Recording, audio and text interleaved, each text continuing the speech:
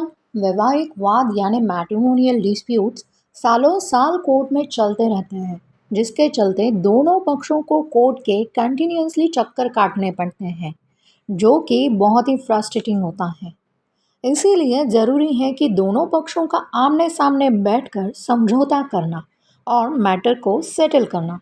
अगर दोनों का साथ रहना संभव ही ना हो, तो ऐसे में ज़रूरी है एक दूसरे से अलग होकर अपनी लाइफ में मूव ऑन करना।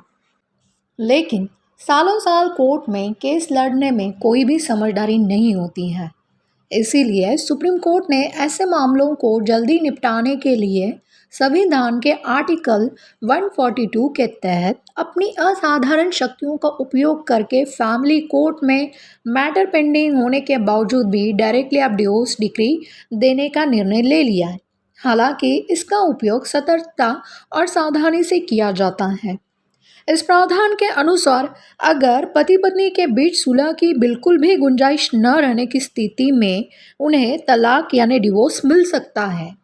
सुप्रीम कोर्ट ने मई 2023 में शिल्पा शैलेश वर्सेस श्रीनिवासन के मामले में अपना फैसला सुनाते हुए रिट्रीवेबल ऑफ मैरिज ब्रेकडाउन यानी कि पति पत्नी के बीच सुलह की बिल्कुल भी गुंजाइश न रहने की स्थिति के आधार पर डिवोर्स ग्रांट करने की शक्ति का उपयोग सुप्रीम कोर्ट ने करने का निर्णय लिया है।